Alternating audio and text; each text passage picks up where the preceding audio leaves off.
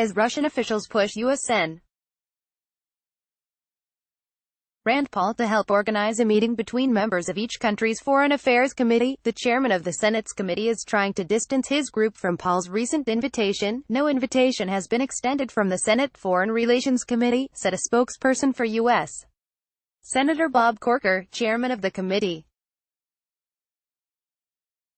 Paul's senior advisor, Doug Stafford, stated that by engaging with officials in Moscow, Paul is acting in his role as a senator and member of the Foreign Relations Committee, and in cooperation with President Trump and the State Department. The State Department immediately declined to comment on the matter.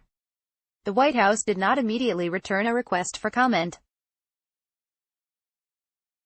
During a trip to Moscow on Monday, Paul invited members of the Russian parliament's upper house to Washington, D.C., to continue dialogue on vital issues such as nuclear non-proliferation and combating terrorism. One of those invitees was Konstantin Kosachev, who urged Paul to loop in his fellow members of the Senate Foreign Relations Committee. The issue at hand is trying, perhaps, to organize a new meeting, this time at the level of the Senate Committee on Foreign Relations and the Federation Council's Foreign Affairs Committee during the autumn session, that is, before the end of this year, Kosachev told state media. Paul has broken with lawmakers on Russia in the past, pursuing diplomatic relations even as congressional leaders agreed in July to place broad sanctions on Russia for its interference with U.S.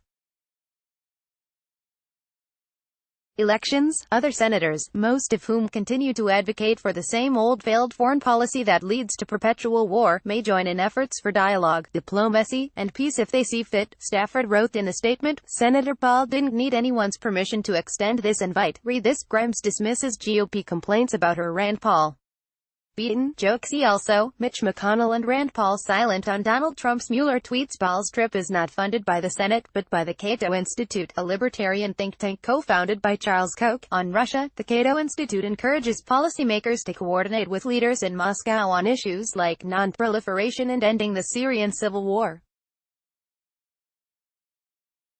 Its policy handbook also advocates for replacing current American sanctions on Russia with ones that aim to impede the modernization of Russia's military. Christine Brooks, a spokeswoman from the Cato Institute, said that it did not set up the meetings with any of the Russian government officials, but it did set up meetings with other non-government organizations and booked sightseeing trips. Cato Institute scholars have long believed that the United States should engage diplomatically with the world, trade freely, and work with other countries on common concerns, including engaging in dialogue over military confrontation, she wrote in a statement. Stephen Cohen, professor emeritus of Russian studies at Princeton University and New York University, said that, in the past, Congress organized regular formal exchanges between the Russian Duma and Congress of the type Paul suggested, but that was before talk of further sanctions and Russian interference in U.S. elections. Paul's trip is in the spirit of what existed, Cohen said.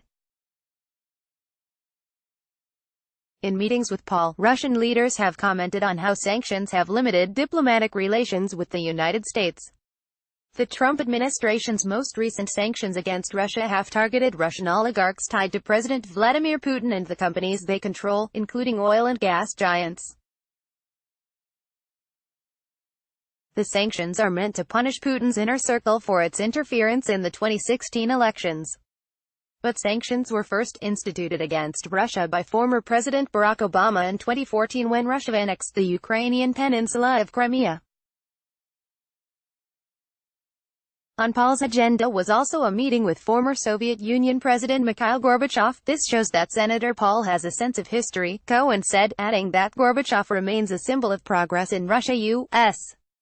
relations. Cohen applauded Paul's efforts to work in coordination with Trump to warm relationships between the two nuclear powers from his position in Congress. Given the Constitution affords Congress a role in foreign policy, Paul is right to step into a diplomatic role, Cohen added. The relationship with Russia is more dangerous than it's ever been, he said. Why leave it to Trump? Background: Rand Paul invites Russian officials to visit U.S. to improve relations. Close. President Trump appears to change his story about a 2016 meeting at Trump Tower that is pivotal to the special counsel's investigation, tweeting that his son met with a Kremlin-connected lawyer to collect information about his political opponent.